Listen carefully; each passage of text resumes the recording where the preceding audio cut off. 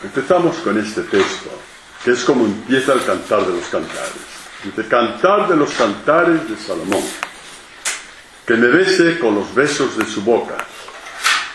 Mejores son que el vino tus amores, mejores al olfato tus perfumes. Ungüento derramado es tu nombre, por eso te aman las doncellas. Llévame en pos de ti, corramos. El rey me ha introducido en sus mansiones. Por ti exultaremos y nos alegraremos, evocaremos tus amores más que el vino. Con cuánta razón eres amado. Así empieza lo que el Espíritu Santo dictó al autor del Cantar de los Cantares. Tu nombre es ungüento derramado sobre mí. Empecemos por ahí. Cantar de los Cantares fue escrito para ti. De la misma forma que el Evangelio fue escrito para ti. De la misma forma que Dios desde lo alto envió a su Hijo para ti. En una relación personal que después se hace comunitaria, por supuesto. Estamos en comunidad, pero después la palabra es personal para ti y tú la devuelves a la comunidad, como hemos visto esta mañana. Esto es lo que construye una comunidad. Este tejer palabras juntos.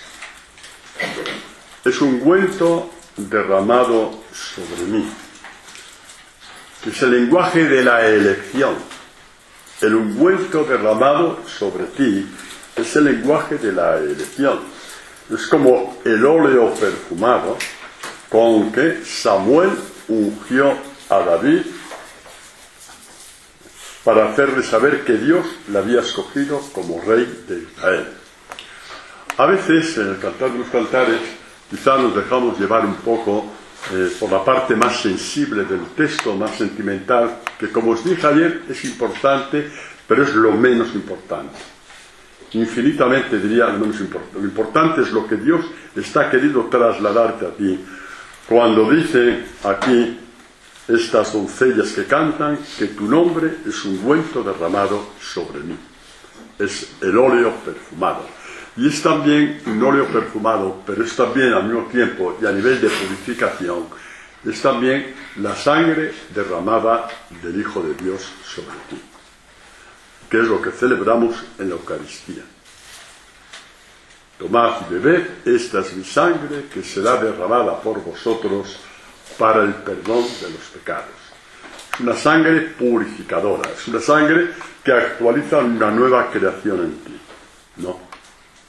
Es interesante como todo esto ya viene proféticamente anunciado en el Cantar de los Cantares, ¿no? Es la sangre del Cordero inocente que Dios permitió y quiso que fuera derramada sobre ti para que tú pudieras ser digno o estar apto o capacitado, llámalo como quieras, para, digamos, entrar en este amor de Dios.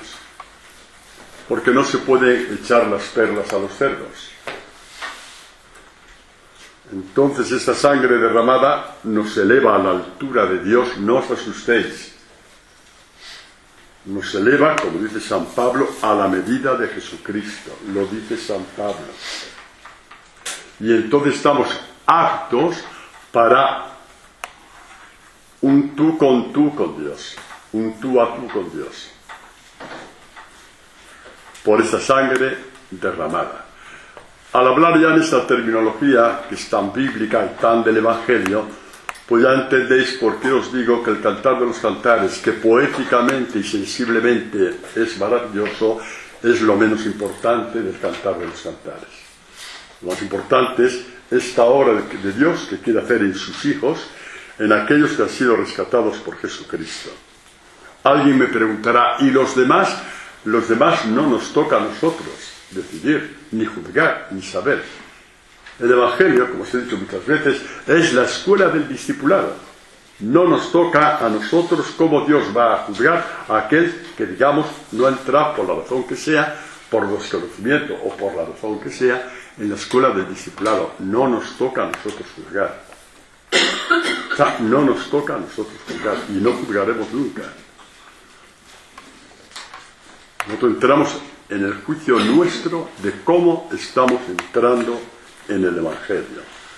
San Pablo, acerca de esto, de esta sangre derramada, nos dice: nos gloriamos hasta en las tribulaciones, sabiendo que la tribulación engendra la paciencia virtud probada, la virtud probada esperanza, y la esperanza no falla, porque el amor de Dios ha sido derramado en nuestros corazones por el Espíritu Santo que se nos ha dado. Hay un paralelismo entre la sangre derramada del Cordero Inocente por ti y el Espíritu Santo, que Dios derrama dentro de ti, en tus corazones. Hay un paralelismo. No se pueden separar el derramamiento de la sangre del Cordero y el derramamiento del Espíritu de Dios sobre ti. Van totalmente juntos. Dice: en verdad, continúa Pablo un par de versículos más adelante, apenas habrá quien muera por un justo, por un hombre de bien, tal vez se atrevería uno a morir. Pues sí, hemos visto a lo largo de la historia una madre que muere por su hijo, lo vemos todavía, una madre que prefiere morir antes de abortar porque su hijo sale con enfermedad y esas cosas, lo vemos todos los días.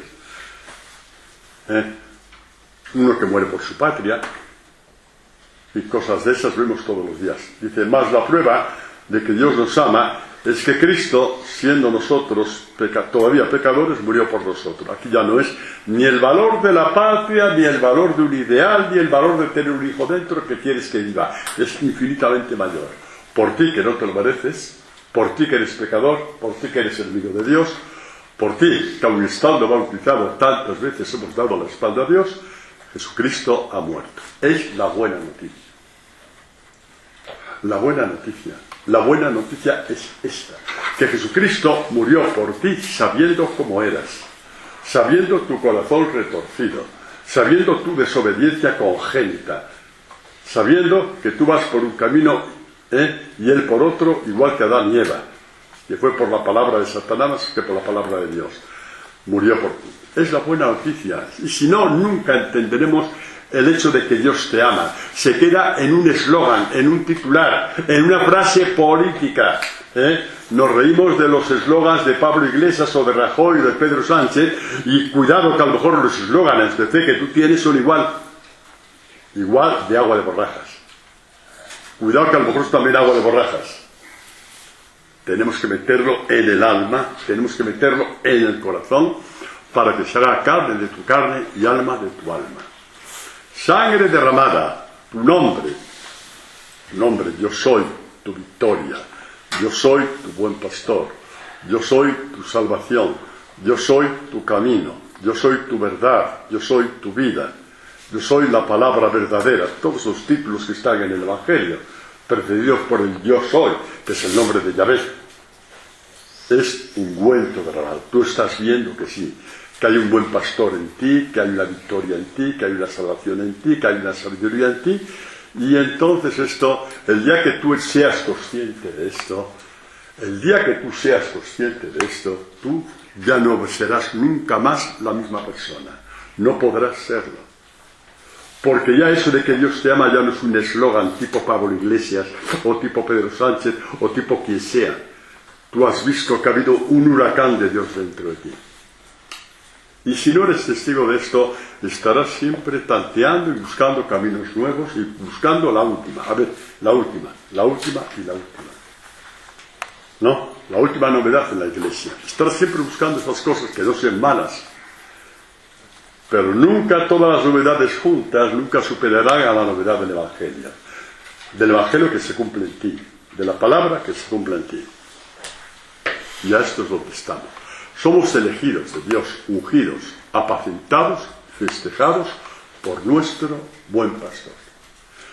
Por esto hay un paralelismo muy bonito entre este texto, mejores al olfato tus perfumes, tu nombre es ungüento derramado, etc., y el Salmo del 23, que es el del buen pastor. Ya ves mi pastor, nada me falta.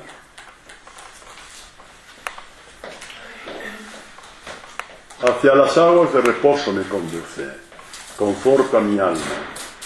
Me guía por senderos de justicia, en gracia de su nombre. Aunque pase por valle tenebroso, ni un mal temeré, porque tú vas conmigo. Tu vara y tu callado me sosiegan.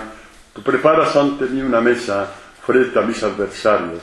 Unges con óleo mi cabeza, mi copa está rebosante. Ahí está. La elección.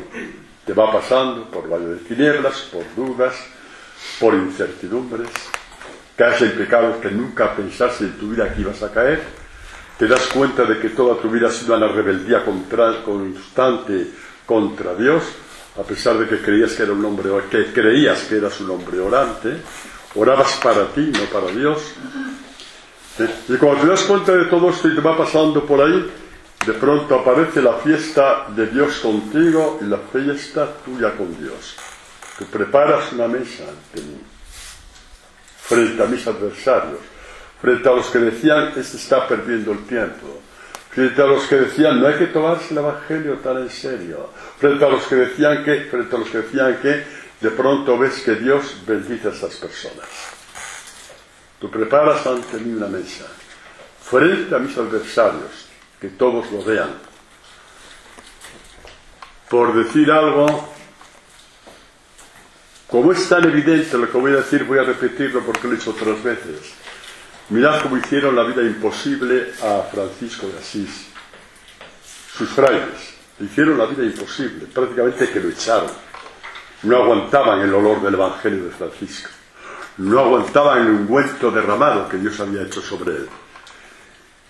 Y lo trataron como un maldito, como un proscrito, y Dios permitió una cola interminable de kilómetros y kilómetros de toda Italia que fueron a ver a Francisco cuando estaba agonizante. Frente a los adversarios, los de su propia orden, tuvieron que ver, les gustara o no les gustara, el pueblo santo de Dios, el que creyó en él, el que sintió que el olor del Evangelio de Francisco era verdadero, kilómetros y kilómetros y kilómetros de personas a ver a Francisco.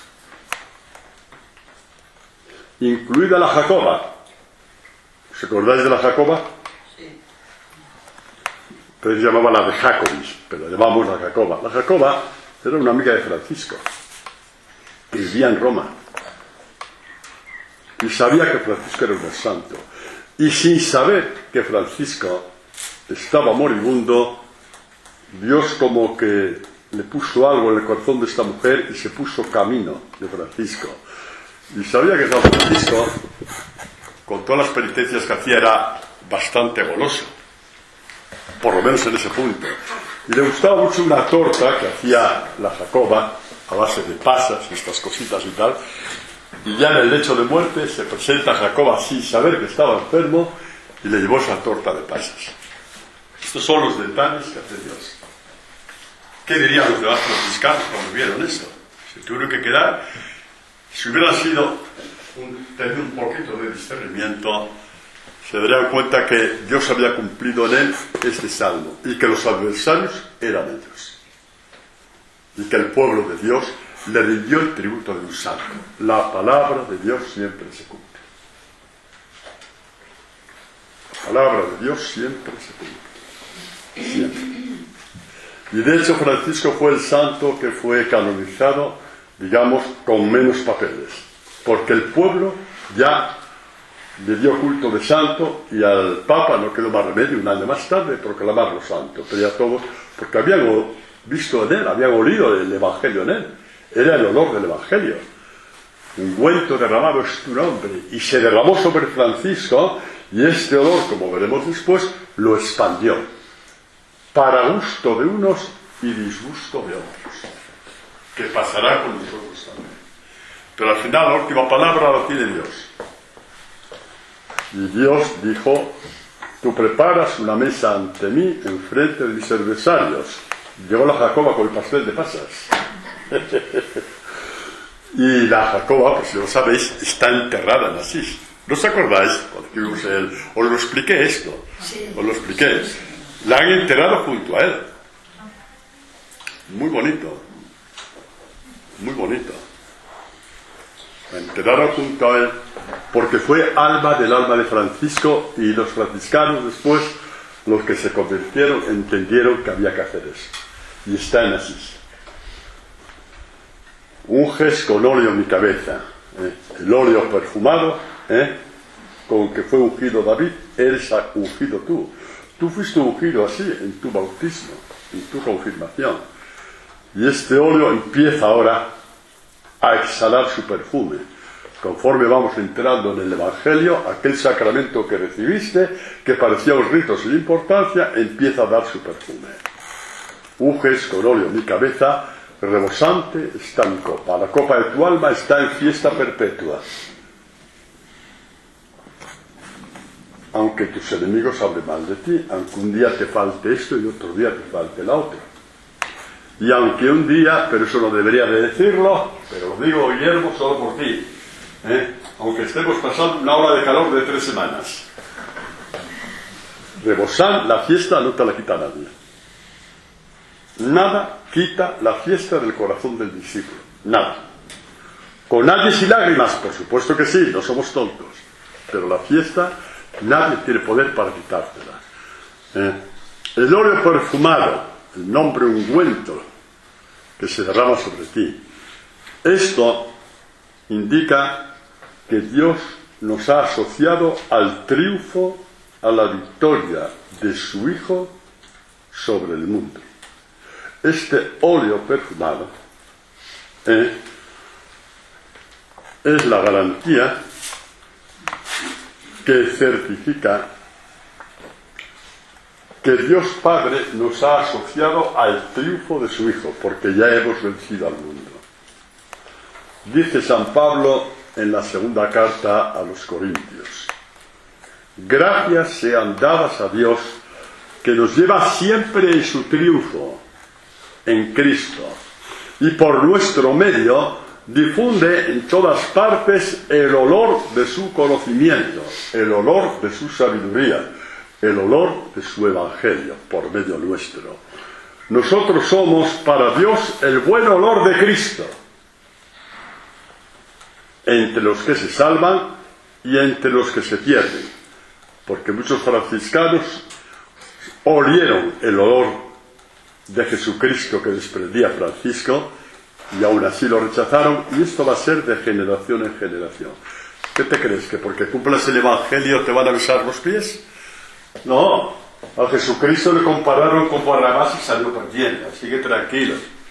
No vengáis aquí para hacer carrera, No vengáis al Evangelio para hacer carrera, por favor, porque vamos, pues vais a dar contra la pared. Venimos aquí para que Dios nos asocie a la victoria de su Hijo y para conocer la fiesta que no tiene fin, porque eso sí lo tenemos prometido y garantizado. De la misma forma que tenemos prometida y garantizada la persecución, María, tenemos prometida y garantizada la fiesta del alma. Mi copa rebosa, es la copa del alma que rebosa, y la fiesta perpetua. Eso lo tenemos prometido por Dios y garantizado, y su palabra sabemos que se cumple.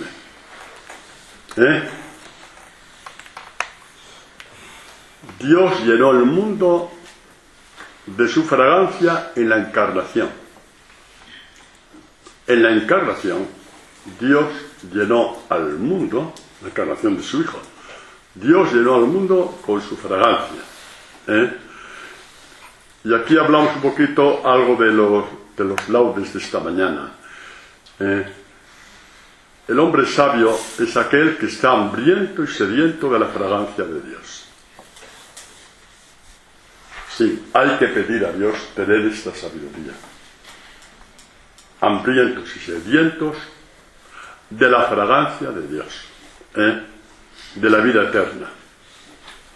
Y entonces, cuando hacemos una mínima experiencia de la fragancia de Dios, basta hacer una experiencia muy pequeña, mínima, si queréis, incluso hasta mínima, de esta fragancia de Dios que despide el Evangelio, que en definitiva despide el propio Hijo de Dios. Entonces hacemos igual que esta del Cantar de los Cantares: llévame en pos de ti, corramos. Ya, por esta fragancia ya tienes miedo de perderla. Jesucristo continúa su camino y tú estás cansado y te sientas al borde del camino y la fragancia te vuelve a levantar. Y no puedes, porque tu debilidad no puede con ese camino, no puedes con las injurias, no puedes con mil cosas, con tu vagancia, con tu soberbia, no puedes porque te han enseñado a hacer otra cosa. Entonces te queda la oración: llévame detrás de ti. Llévame detrás de ti, corramos. ¿Y cuál es la respuesta de Jesucristo, Mauricio, al grito del Cantar de los Cantares: llévame en pos de ti? ¿Cuál fue la respuesta de Jesucristo? ¿Alguien la sabe? Va a dar la risa, que no lo sepáis. Bueno, ya está. Sígueme. Llévame en pos de ti, vale. Sígueme. Está todo. Si el Evangelio está todo escrito en el Antiguo Testamento. Estaba Mateo y preocupado ahí contando dinero. Pasa Jesucristo. Tú eres un pedazo de tonto. Levántate y sígueme. Deja esas tonterías. Mateo vio el cielo abierto y le siguió. El seguimiento a Jesucristo no es cuestión de heroísmo. Es cuestión de ver el cielo abierto. Si alguien quiere ser héroe para seguir a Jesucristo, que no le siga. Este tipo de amor no le gusta a Jesucristo. Ahí el que ama es Él, no eres tú. El primero en amar es Él, no eres tú. Ya tendrás tiempo para demostrar tu amor cuando tengas problemas y dificultades. Pero es el que con el Evangelio te dice: sígueme. Sígueme, respondiendo al grito del Cantar de los Cantares: llévame en pos de ti, corramos, sígueme. Levántate, deja tus cosas y ven con mis cosas, las mías y las de mi Padre, las mismas que María guardaba en su corazón. Levántate y sígueme, deja tus cosas, yo te enseñaré las cosas de mi Padre. Levántate, sígueme. Corramos. Entonces, para correr nos viene muy bien este grito, se puede llamar así, del autor de la carta a los Hebreos: por tanto, también nosotros, teniendo en torno nuestro tan grande nube de testigos, todos los patriarcas del Antiguo Testamento, Abraham, Isaac, Moisés, ¿os acordáis, no? Entonces dice: sacudamos todo lastre y el pecado que nos asedia, como el lastre que tenía Mateo, por ejemplo, y corramos con fortaleza la prueba que se nos propone, fijos los ojos en Jesús. La garantía de que el seguimiento no se va a torcer nunca. La garantía de que la atracción no va a disminuir, al contrario, va a aumentar. Fijos los ojos en Jesús, el que inicia y consuma la fe. Hay un autor de la fe, un alfa de la fe y un omega de la fe. Hay un principio, un fin, que es el día de nuestra muerte, el día glorioso de nuestra muerte, que está,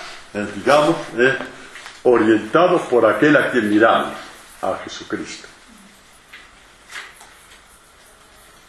Quizá nos venga bien recordar el 5º centenario de Santa Teresa: solo pido que le miréis. Y con qué fuerza lo dice el autor de la carta a los Hebreos: fijos los ojos en aquel que inicia tu fe, levántate y sígueme.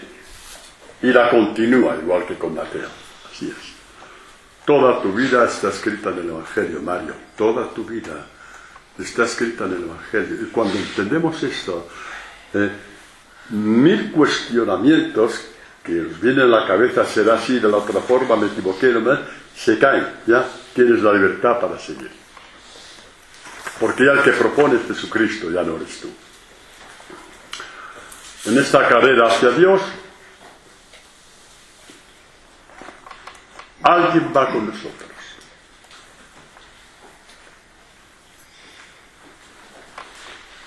San Pablo: hacedlo todo sin murmuraciones ni discusiones, Pablo a Filipenses, perdón. Hacedlo todo sin murmuraciones ni discusiones, para que seáis irreprochables e inocentes, hijos de Dios sin tacha, en medio de una generación tortuosa y pervertida. Al que dice que mal está el mundo, ya San Pablo lo decía, no seas, sí, ya basta, ¿no? Ya basta de protestar, porque somos originales. No, siempre ha estado mal el mundo tiene un príncipe. Y para desgracia del príncipe, siempre habrá en cada generación discípulos que den al traste con la obra del príncipe. Pero no crees que estamos peor que hace 20 años, ni 50, ni 200. Generación tortuosa y pervertida, dice San Pablo, en medio de la cual brilláis como antorchas en el mundo, sois la luz del mundo, presentándole la palabra de vida. Esto es lo que os acompaña en vuestro caminar, la palabra de vida. No, ni promesas ni compromisos, ya sabemos el recorrido que tienen. Ya sabemos el recorrido que tienen, las disposiciones, los sentimientos, las promesas y los recorridos. Que no es cuestión de heroísmos, que no es cuestión de mucho sacrificio, que Dios pasa de eso. Que es cuestión de honestidad del alma, honestidad del corazón. Vamos con una palabra de vida que es la que nos lleva. Presentándole la palabra de vida para orgullo mío en el día de Cristo. ¿Por qué para orgullo suyo? Dice San Pablo. Porque Pablo es el padre en la fe de los filipenses. Es el orgullo de Pablo. Juntamente con las heridas, con los azotes, con todo lo que pasó, su orgullo es ver un pueblo que está haciendo el seguimiento de Jesucristo, sabiendo que Pablo fue enemigo de Jesucristo y persiguió el camino de Jesús. Imaginaos la vida de Pablo, cómo cambió a partir de eso. Presentándole la palabra de vida para orgullo mío en el día de Cristo, ya que no habré corrido ni me habré fatigado en vano. Y aun cuando mi sangre fuera derramada como libación sobre el sacrificio y la ofrenda de vuestra fe, me alegraría y congratularía con vosotros. Pablo ya tiene otro canon de vida, tiene ya otra medida de la vida.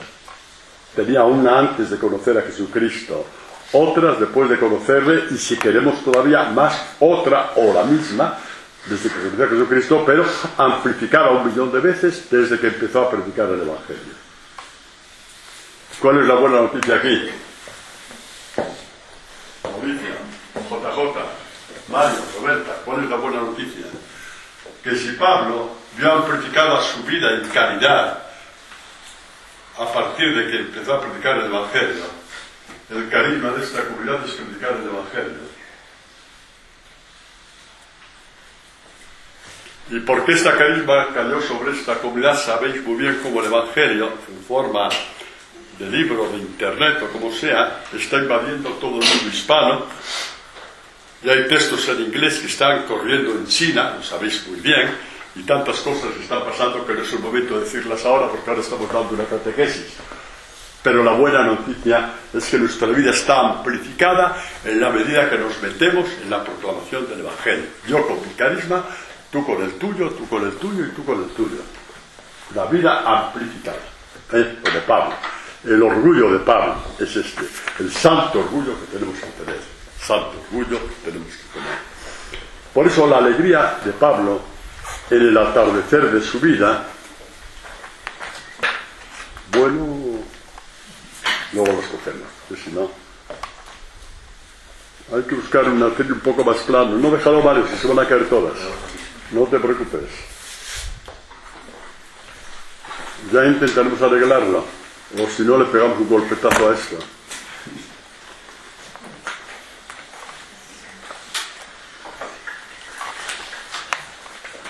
El orgullo de Pablo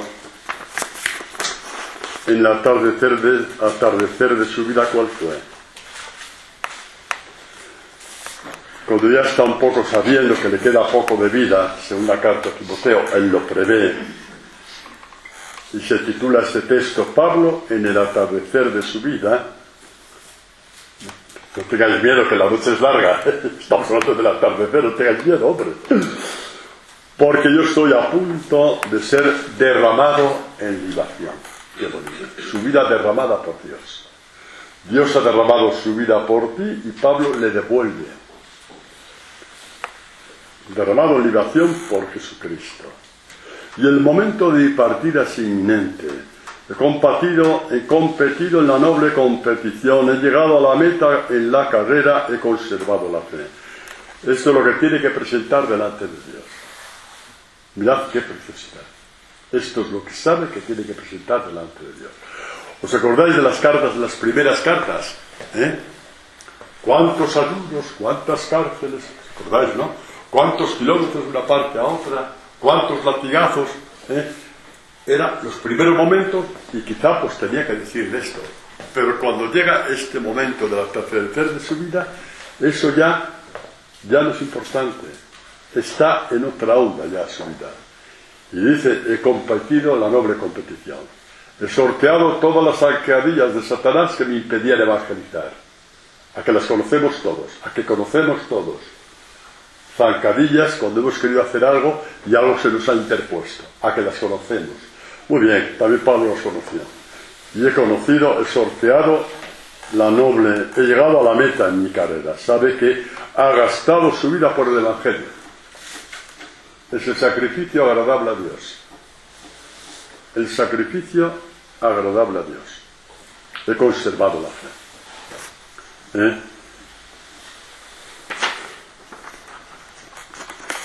Y en esta carrera hacia Dios, ¿qué hacer cuando ya no tenemos fuerza, Rafael? ¿Qué hacer cuando ya no tenemos fuerzas?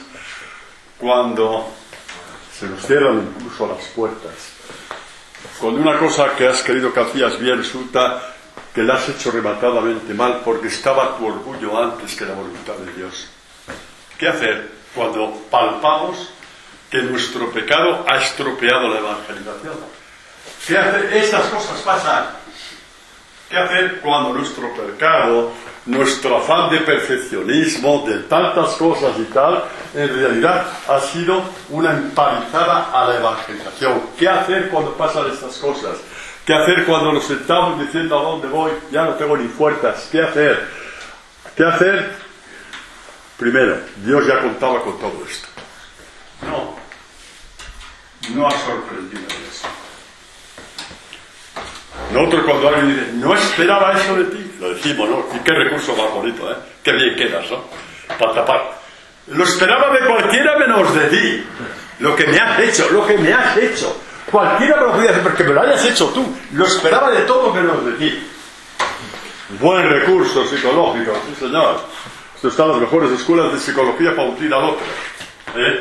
Lo esperaba todo menos de ti. ¿Sabéis la buena noticia? Que Dios nunca te dirá esto. Esa es la buena noticia.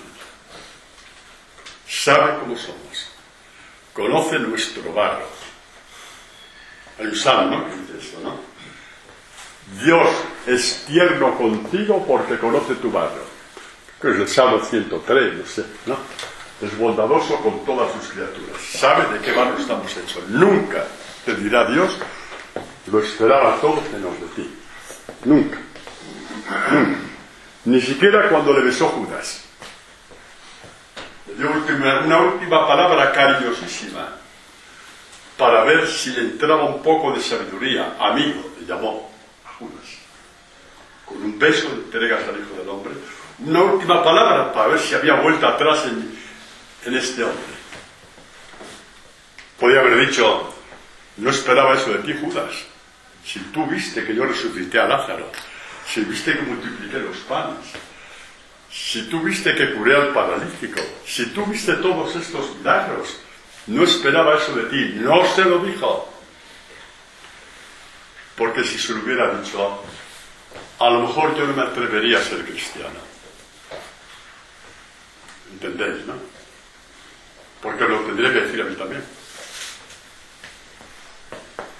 Nunca dirá esto Jesucristo.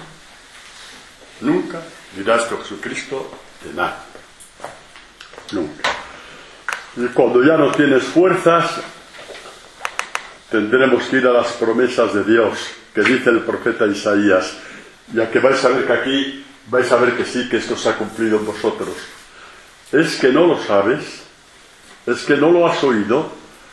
que Dios desde siempre es Yahvé, creador de los confines de la tierra, que no se cansa ni se fatiga, no se cansa de ti, claro que no, y cuya inteligencia inescrutable, que alcanzado da vigor, ¿cuántas veces has dicho ya no puedo más? Y de pronto no se sabe cómo te has vuelto a levantar y has seguido tu camino de ser discípulo, has seguido con tu amor a la evangelización cuando no podías más, cuando a veces te han cerrado la puerta, te han hecho desaires, alcanzado da vigor. Sí, es cierto, tú puedes firmar hoy que esto es cierto, lo has visto en tu vida, que al que no tiene fuerzas le acrecienta la energía. Los jóvenes se cansan, se fatigan, los valientes tropiezan y vacilan, mientras que a los que esperan en Yahvé, Él le renovará el vigor. Subirán como alas de águila, correrán sin fatigarse y andarán sin cansarse. Es una imagen, digamos, en plenitud de Israel que caminó por el desierto 40 años. Y llegó a término, también tú. Porque Dios te renovará el vigor. También cuando dices no valgo para nada y no sirvo para nada, de pronto hay un aletear del viento de Dios sobre ti y no sabes cómo estás nuevamente en pie haciendo la obra de Dios. Y yo me pregunto, sin estos incentivos, ¿vale la pena ser cristiano? Es que sin estos incentivos, el ser cristiano es una especie de club espiritual. Y yo la verdad, con lo bonita que hay cosas fuera, no me voy a meter en el club espiritual, ¿no? Eso de jugar a las cartas, y cada carta Ave María Purísima, no, a mí no me va. O cartas o Ave María Purísima, o una u otra. De club espiritual nada. Estos incentivos de Dios, que te renueva por dentro y te pone de pie cuando caes, cuando te cansas, cuando estás desanimado y también cuando te equivocas. Vuelve a renovarte poniéndote en el alma alas de águila. Nos renueva con la fuerza del Evangelio. Y habrá que hablar esto 1000 veces. ¿Por qué? Porque a veces no nos lo creemos. A veces es tan fuerte la tentación. A veces es tan fuerte el cansancio.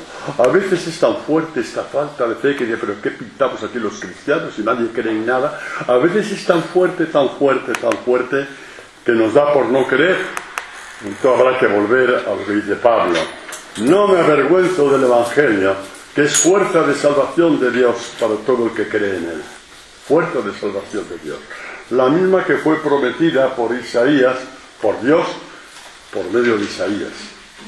Renovará tu vigor alcanzado y le dará alas de águila. Y sabemos que es verdad, que esto es lo bonito.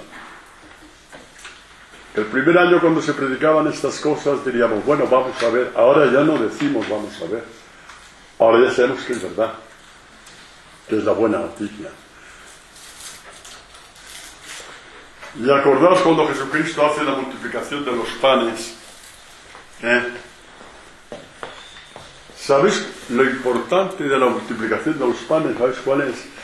Que los hombres espirituales de Israel, movidos por el Espíritu Santo, habían dejado por escrito que uno de los signos del Mesías que iba a venir es que iba a hacer signos que iban a recordar el Éxodo.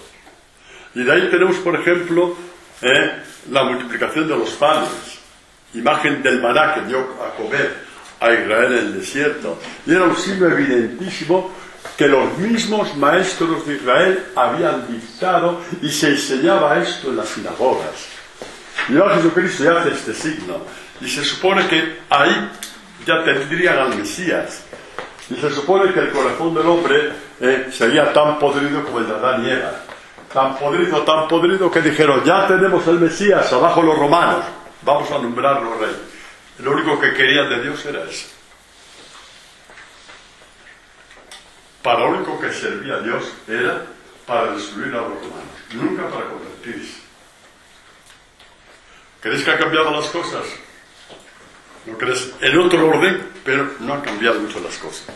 El Evangelio es para ti, no para tu hermano. No es para tu marido ni para tu vecino. Ni para tal ni para cual. Es para ti, es para ti, es para ti. Estás llamado a ser de Dios tú. Queremos manipular al Mesías para que la gente nos llame, ¿cómo se llama? El primo dono de la città. Ah no, la prima donna, perdón. El primo uomo. Queremos ser esto. Los grandes de la ciudad. Porque somos buenos, porque cumplimos. A la gente le importa un pito y eso a lo mejor hace que la gente se aparte más de Dios. Los judíos hace 2000 años hicieron eso. Le quisieron nombrar rey. Y Jesucristo da una catequesis bellísima sobre la espiritualidad de la palabra, que termina, como vimos ayer: mis palabras son espíritu y vida. Y vimos como estas palabras, ya Jeremías decía que sí, efectivamente, que la palabra de Dios tenía espíritu propio y vida propia y saltaban hacia él. Lo vimos, ¿no? Ayer se presentaban tus palabras, igual que se presentó el ángel en María, y dio esa palabra: serás madre del Mesías. Casi diríamos que toda la escritura es una sola palabra, que tiene billones, no con M sino con B, de direcciones catequéticas, porque hay una interconexión entre toda la escritura, como quien dice, de la primera a la última página.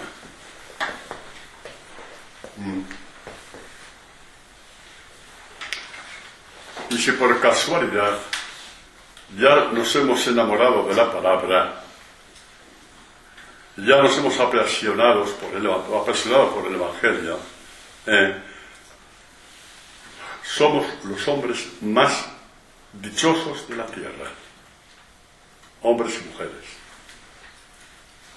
porque todo el oro del mundo no puede pagar esta experiencia de estar apasionados por la palabra de Dios, por el Evangelio, porque hemos visto sus millones de veneros y de riachuelos que corren por él. Si no, es imposible apasionarse. Pero cuando tú ves que hay miles y miles y millones de veneros en el Evangelio y en la palabra, entonces tu corazón ya se apasiona por él. Esto ya los judíos decían, ¿no? Os lo he contado ya una vez, ¿no? Alguna vez, como ya los maestros de la ley decían que un texto de la Escritura es como un prisma que tiene 70 caras.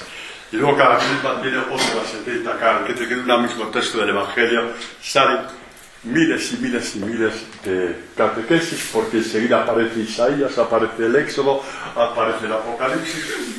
A menor escala, lo hemos visto esta mañana, de un salmo hemos saltado de una parte a otra de la Escritura.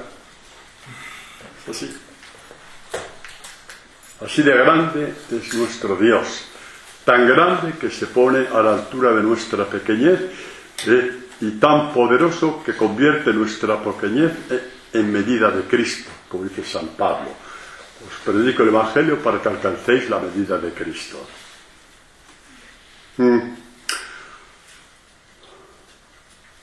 Y entonces, cuando Jesucristo da esa catequesis de la palabra a los judíos, se fueron. Les acabó el milagro, ¿no? Vale, ¡hala! Vamos, que hay que calentar la sopa, que hoy tenemos invitados. Vamos, compra fideos, Pepe, que tenemos invitados. Se fueron todos. Y Jesucristo dijo: también vosotros queréis iros. Y Pedro, es impresionante, ¿no? El que ha sido tocado una vez por una palabra de espíritu y vida está autorizado para repetir lo mismo de Pedro. ¿A dónde iremos, Señor? Tú tienes palabras de vida eterna. El que ha sido tocado una sola vez por una palabra que salta del texto y llega hasta ti, y sabéis muy bien de qué estoy hablando, está autorizado, tiene todo el derecho, Guillermo, a hacer la misma respuesta de Pedro. ¿A dónde iré, Señor? ¿Cómo es que voy a bajar los brazos ahora? ¿Cómo es que voy a tirar la toalla? Si yo he visto que tienes palabras de vida eterna, las he visto, nadie me las ha contado. Me lo predicaron, me lo fui creyendo poco a poco hasta que se cumplió en mí. Ahora ya no es ni por el Padre Antonio, ni por Benedicto XVI, ni por el Papa Francisco. Lo he visto yo con mis ojos, lo he oído con mis oídos, que sí, que es verdad que tienes palabra de vida eterna. A partir de ahí, si no haces lo mismo de Judas, que no lo vas a hacer, ya te digo yo, no cojas miedo, tu discipulado llegará a su término. Ya te lo digo yo. Tu camino como discípulo llegará a su término. Llegará, no tengáis miedo, llegará. Lo digo por vosotros, lo digo por mí también, que también estoy intentando llegar. Que también quiero llegar.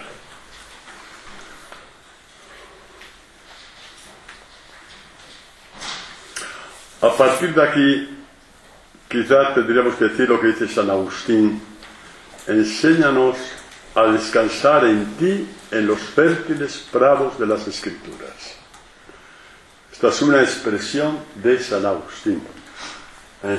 Volvemos al buen pastor. A partir de ahí, nuestra oración es ya de una cierta calidad también, por obra de Dios, no por obra tuya. Y le decimos al Señor, porque somos impotentes para sacar palabras de vida, porque siempre Dios será Dios y tú serás un hombre nada más, y por como tal, incapaz de sacar palabras de vida eterna, pero entonces te pones así, ¿no? Te pones esperando, igual que María de Betania a los pies de Jesús, esperando sus palabras de vida eterna y te las da. Y entonces Agustín dice de esto: enséñanos a descansar en ti, en los fértiles prados de las Escrituras. Esta es nuestra gran certeza. Esta gran certeza. ¿Y qué hacer cuando el demonio nos tienta con nuestra debilidad por una parte, con nuestra incompetencia por otra, con nuestra falta de poder? El demonio utiliza esos argumentos. ¿Qué hacer cuando crees que no vales para nada, crees que no sirves para nada? Aquí hay alguno. Aquí, con lo que voy a decir ahora, vais a ver lo malo que soy. Ya lo habéis visto todo, que va. No os creáis. Siempre tengo capacidad de sorprender. Y habrá más de uno que dirá, o más de una, ¿cómo me gustaría hablar como habla el Padre Antonio?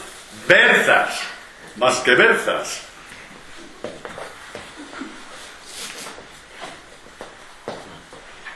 Porque Dios pondrá tus palabras en tu boca de otra forma, me da igual, pero muy probablemente con más fruto que el Padre Antonio. Así que repito, berzas más que berzas. Está bien dicho. No envidiéis nunca a nadie. A nadie. Estás llamado y llamada a dar fruto con la palabra que Dios te da. Siempre, siempre. Eso porque, para deciros eso, ¿no? Que cuando entramos en ese tipo de conversaciones, nos vamos afocando, y a un cierto momento estamos como maniatados para hacer el bien. Maniatados de cara al Evangelio, maniatados en cosas que nos gustaría hacer, pero nos vemos maniatados porque damos culto a nuestra debilidad. Y no hay que dar culto a tu debilidad. ¿Por qué? Porque Dios la conoce cuando te llamó. Dios conocía tu debilidad, tu incompetencia, tu imposibilidad, la conocía, como conocía la mía. Ya os conté algo de eso, ¿no? Cuando yo entre los comunianos que estuve a punto de volver atrás por incompetencia, lo conté, ¿no? Pues es verdad, lo sabéis que es verdad. Entonces, ¿qué hacer cuando el demonio te tienta así? Vamos a ver, cantar en los cantares, cuando dice, Dios dice a esta alma que está temblando, que dónde me estoy metiendo, que qué es esto, que esto es mucho para mí. Entonces dice, paloma mía, no eres tú, no te hagas ilusiones. Paloma mía en las grietas de la roca, en escarpados escondrijos, muéstrame tu semblante, déjame oír tu voz, porque tu voz es dulce y gracioso tu semblante.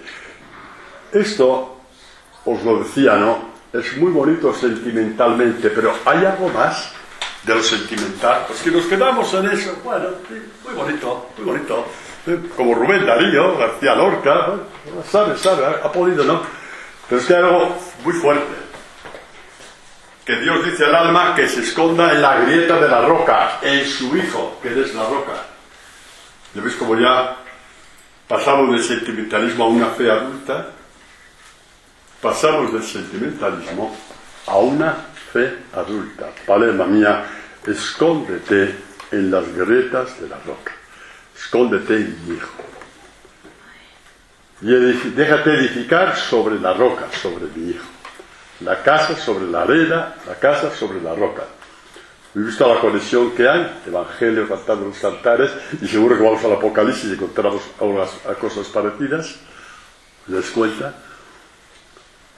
Cuando el demonio te tiente por debilidad, por incompetencia, por inutilidad, porque te crees un fracasado, porque A, porque B, porque C, entonces escucha a Dios que te dice: ocúltate en mi hijo, que Él te va a edificar.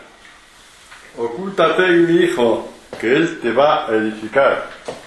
Pon tu asiento sobre la roca, que Él te va a edificar. ¿No?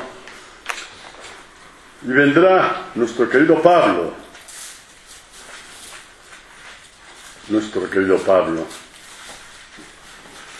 y dirá: